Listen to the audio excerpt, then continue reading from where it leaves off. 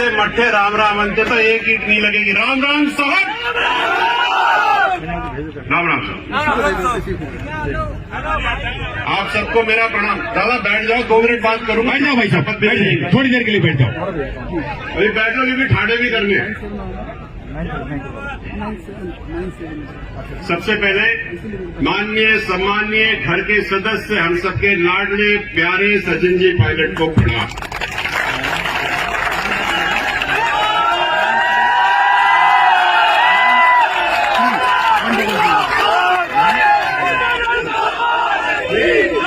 मजा नहीं आया? थोड़ा और जोर से। अब बस एक मिनट।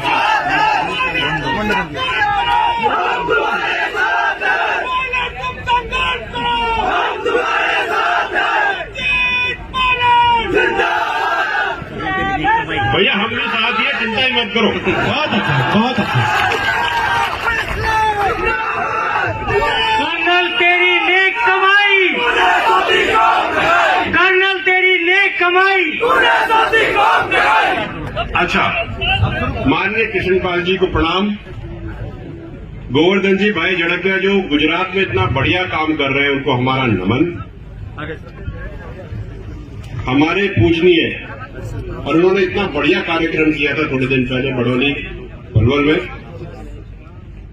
सम्मानीय अंतराम जी, डॉक्टर जितेंद्र सिंह जी कर्नल साहब के परम मित्र, धीरज जी, डॉक्टर सौम्या गुर्जर जी, जिया खटाना साहब, मेरे गांव के जितने लोग आए हैं और पूरी संघर्ष समिति जो यहां आई है, और पूरे के पूरे जीवकैप के कर्मचारी, आपको मेरा प्रणाम। मैं ज्यादा समय नहीं लूंगा, लेकिन शुरुआत तो वहां से करूंगा जहां से शुरुआत हुई, और जो शुरुआत हुई उसके लिए हम थोड़ा खड़े हो जाएं, हमारे 73 शहीदों को नमन करें जहां से शुरुआत हुई। हम आधी मिनट का मौन रखेंगे।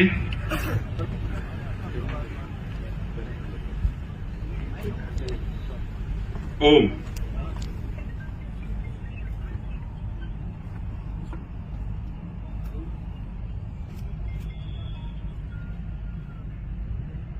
ओम शांति। विराजित। मैं जब भी लोगों को कहता हूं कि शहीदों की याद में हम मौन रखेंगे, तो एक धैर्य सा छा जाता है।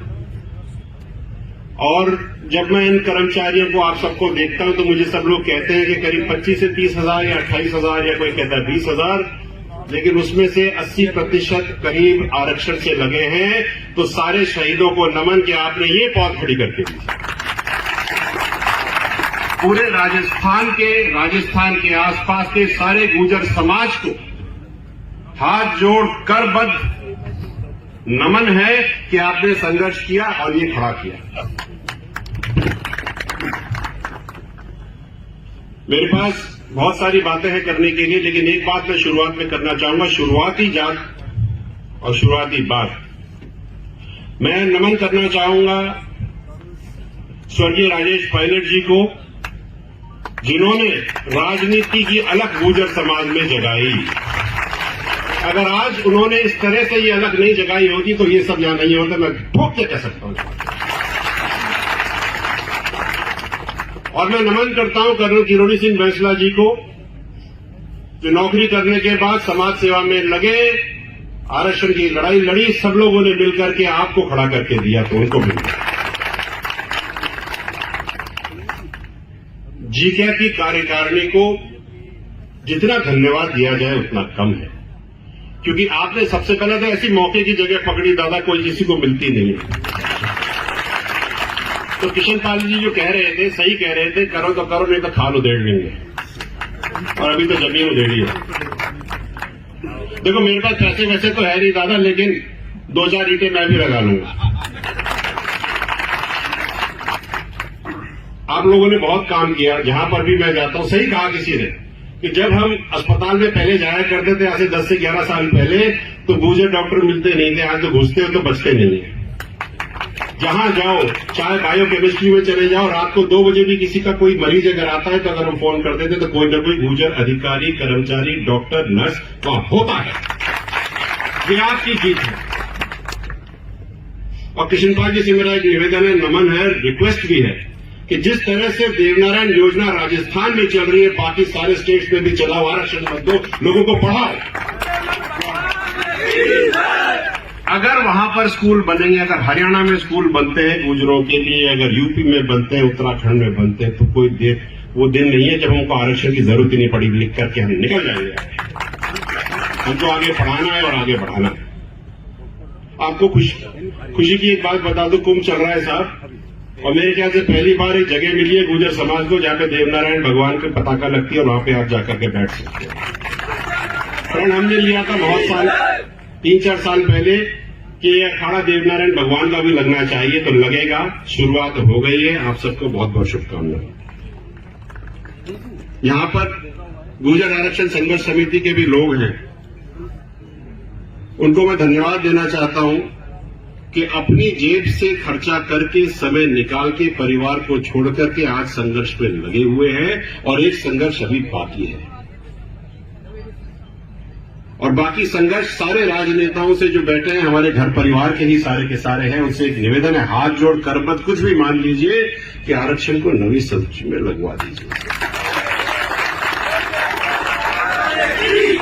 क्योंकि अगर गलती से कहीं अटक गई सुई तो 80% जो आ रहे हैं वो महाराज नहीं आएंगे।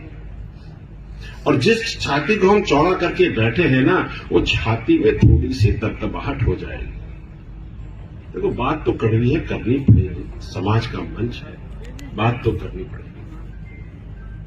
और बात करते करते एक बात और है कि हम पिछले करीब 2-1 महीने से एक कार्यक्रम चला रहे पूरे राजस्थान में, बोल गुजर मन की बात। तो गांव में जाते हैं और हम लोग बोलते हैं भैया बैठ जाएंगे, हम सुनेंगे, तू बोल क्या सुनना है, क्योंकि ज्यादातर तो हम लोग भाषण देते हैं, वो सुनते हैं। इस बार हम वहां जाते हैं और वो कहते हैं और हम सुनते हैं। और हर जगह से एक ही बात आती है कि दादा अभी हमारे बच्चे छोटे हैं, 10वीं में पढ़ रहे हैं, 9वीं अनुसूची लगवा दो, ऐसा ना हो कि जब वो नौकरी के टाइम पे आए तो आरक्षण ही चला जाए। इस पर हमको विचार करना चाहिए, हमें कमर कस के लड़ाई लड़नी चाहिए। और एक बात और कहूं, मैं जितना भी मैं सेक्रेटरीट और सिस्टम्स में जाता हूं और जब मैं देखता हूं तो मुझे सब लोग एक ही बात कहते हैं साहब कि बहुत दिक्कत हो रही है नौकरी करने। पूछते हैं क्या बात है, तो आप सब मेरी बात का अनुसरण करोगे कि आप सब अपवाद हो सिस्टम में, आपने लट से नौकरी ली है साहब। और अपवाद को बहुत स्नेह की नजर से नहीं देखा जाता, लेकिन मैं उस दिन का इंतजार कर रहा हूं जब कम से कम 300-400 ज्वाइंट सेक्रेटरी अपने सिस्टम में हो, फिर देखो मुझे क्या। जहां जाओ आज पूरे राजस्थान में कहीं ना कोई एक सब इंस्पेक्टर मिल जाता है, कांस्टेबलों की तो कमी ही नहीं है। लोग तो कहते हैं साहब कांस्टेबल तो चाहिए नहीं, मुझे बहुत दिक्कत कर रहे हैं। देखो बात तो सही है कि जो घूमेगा उसको पता चले। इसलिए अच्छा, मैं एक बात और कहना चाहता हूं इस मंच से, गुर्जर समाज में कोई 2 पार्टी 3 पार्टी नहीं है, एक ही पार्टी है, गुर्जर पार्टी। और आप सब उसके, आपकी विचारधारा अलग हो सकती है, मैं पॉलिटिकल पार्टी की बात नहीं कर रहा, आपकी विचारधारा अलग हो सकती है। मैं बीजेपी में हो सकता हूं, सचिन जी कांग्रेस में हो सकते हैं, आप बसपा में हो सकते हैं, कोई किसी में हो सकता है, लेकिन हम सब एक ही घर के बाशिंदा हैं। हम एक ही घर में रहते हैं, बाहर काम के लिए बाहर अलग अलग जाते हैं, शाम को तो घर ही में आते हैं। तो भैया अपन घर के एक है, इस बात को कतई गलत मत होने देना। हम इसी में बैठेंगे, यही जिएंगे, यही मरेंगे। जो काम हमने करे, चाहे पिछले इलेक्शन हो चाहे इस इलेक्शन, हाँ, और बात में इंदिरा जी की बात का मैं अनुसरण करता हूं साहब, सच्चाई तो बोलनी पड़ेगी। पिछली सरकार में जितने कैबिनेट मिनिस्टर थे, अब जितने कैबिनेट में मजा नहीं आया साहब, क्योंकि बात तो सच है, कड़वी है, कहनी पड़ेगी, तो कुछ तो करना पड़ेगा। और कृष्णपाल जी ने तो कह ही दिया है ना, ऐसे नहीं तो वैसे लेना तो पड़ेगा साहब। तो हम लेंगे। और 1 रुपया, क्या कहा था आपकी, 1 रुपया पर डे, 1 रुपया पर डे, जैसे रूप सिंह जी ने कहा है और कर्नल साहब ने कहा है, वो करें और इस पूरे सिस्टम को आगे बढ़ाइए। बिल्डिंग इतनी भव्य बने, इतनी ऊंची बने कि इसके ऊपर लाल बत्ती लगे और हवाई जहाज बोले यहाँ नहीं जाना, गुजरों की बिल्डिंग है। बहुत बहुत धन्यवाद, thank you so much. Wish you all the very best. और जैसे कर्नल साहब कहा करते थे, आगे बढ़ो, तरक्की करो, छा जाओ और धन्यवाद। Thank you so much. बहुत बहुत